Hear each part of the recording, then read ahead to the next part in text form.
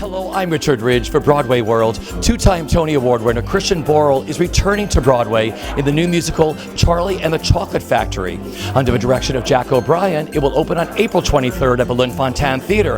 And we're here at the legendary Sardi's, where we caught up with the company. Talk about your leading man. I mean, Christian Borle, we all fell in love with, you know. We love him. I mean, when we had him on Smash, he wasn't really supposed to sing or do production numbers, but I kept saying, well, maybe someone's missing at rehearsal. We just kept writing songs for him, so we're happy that this is, and then Josh Bagas as well. So and we were writing the songs for this show while we were working on Smash, and Christian was the perfect person to demo them. So we've already kind of gotten a glimpse. He was actually the first person to sing the songs even before the London production. So yeah. It must be so great to watch him in the rehearsal room create what he does. Oh yeah, because he's part Warner Brothers cartoon, but he's all heart and guts too. So yeah. We really couldn't be luckier or happier. Who do you play? I'm Violet Beauregard. And I am Eugene Beauregard, her father. Oh my gosh, I can only imagine. Hashtag Black Beauregards. I mean, is it wild living in this fantasy world? It's so wild. And it also is really cool because everyone's taking my input. Wigs, makeup, they're all like, what do you think she should look like? So I get to kind of create the diva that is Violet, which is really exciting. So have you seen yourselves in the mirror yet, all done up? Yeah, well, I mean, that's still all a work in progress. But yes, it's definitely been collaborative, and it's definitely going to be fantastic. Lots of bling. Yeah. You are the coolest dressing room. It's the big dressing room, right? Oh, it is so nice. I mean, you have like a shower. It's like, it's great. Yes, we have our own little sitting area, couches. How you decorated it? Okay. What's in there already? There's like gobstoppers hanging on the wall, and then there's Step Inside a Pure Imagination sign, a golden ticket, Star Wars. A huge golden ticket. Christian Borle put together some Star Wars sets for us and gave it to us. So we had three Star Wars, two Star Wars sets and a Lego Batman set. Yeah, you got me a Lego Batman one. It's really nice. It's great. Everyone's going to be hanging in your dressing room. You know that. Yeah. All the cast is going to come hang out there. Everybody comes in. Christian Borle, I mean, what's it? Yeah. Don't start me on Christian. She's mad because he's so good. He has like an angry fun. There's funny and there's funny that makes me angry. Fangry. I've already started to develop a character choice wherein I need to cover my face for how many times I'm laughing uncontrollably. Yeah. Jack said you need a chair and a whip because he never stops. I mean, Jack is he just creates all this stuff, wonderment in front of you, and you're like, where did that come from? Yeah, and every one of them work. Yeah. Hate him. Pretty much. All right, I have to ask you about the front of your house. I think the Lunt-Fontanne looks so incredible. I mean, how cool is it? I mean, I never get tired of walking down the street watching where you all work. What's it like for you when you saw the Lunt-Fontanne the first time, all done up? I'll tell a really cheesy story because I thought of it the other day. I moved here right around when Beauty and the Beast was still happening, and so I used to walk around as a little kid in theater school. And one day I, at half hour, looked up at the theater, and whoever was playing Lumiere at the time was in his dressing room and looked down at me, kind of nodded, and I thought, one day I'll be there. And then the other day I was there. It was so cool. I'm on Broadway, Mom.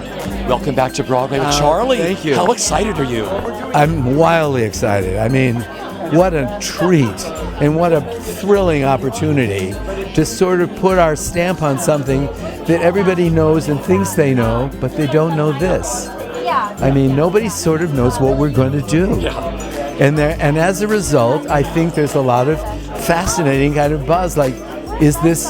I said the other day, I went up to my house this weekend, and I thought, it's going extremely well. And I thought, I shouldn't say that. And I don't know, maybe it is that good. Maybe it is that good. Yeah. It feels like it.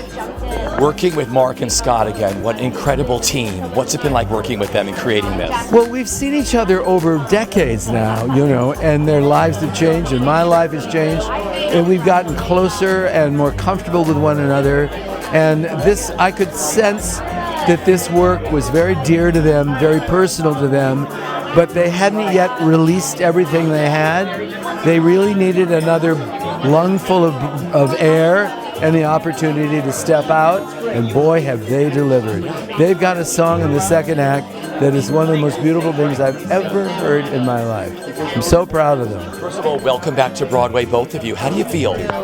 Excited and happy and lucky. Yeah, me too. Just thrilled to be in the room. Yeah. I mean, it must be a fantasy world to be living in the world of this show with your creators. I mean, Jack O'Brien, Mark Shaman, Scott Whitman. What's it like being in the rehearsal room?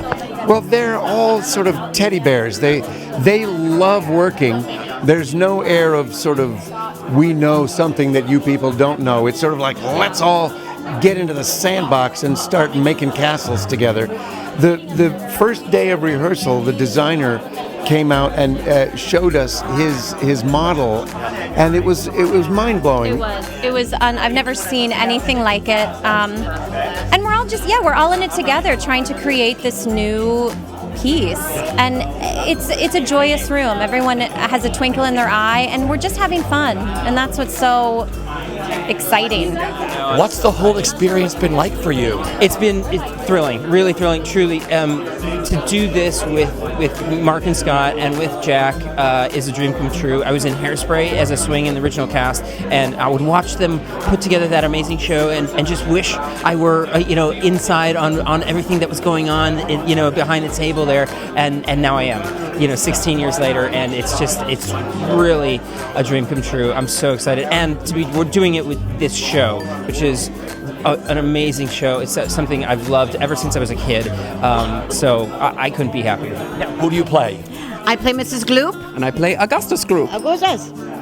What are your songs? Oh God, we have a lovely song called More of Him to Love, which is delicious, and I love it. And we really, as far as all that, we call them GT dubs, golden ticket winners, and I think we love each other sort of the most. Like, some people are irritated by their kids, but we, the first day, just had this immense love for each other, and we just started laughing, this crazy laugh together at the same time. Yeah. So I think that's what a song is about, pretty much. Absolutely. Yeah. And it's in the same key that the kid did in London. Yeah. So it was by accident. I went into my audition and no one told me what octave it was supposed to be in, so I just sang it up.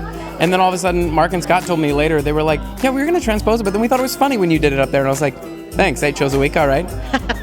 Your last callback, did you fly in from out of town? I did, yeah. I was actually, I've been hanging out in Arizona for a bit, and was going to a wedding in Colorado, and then my agents called and said, yeah, after that wedding you have to fly to New York. So called the airline and need to change that flight, and so flew straight from Colorado in, and woke up the next day, had a couple auditions to let them know that I was the guy, and so and so grateful that they chose me for this, because I'm so incredibly excited.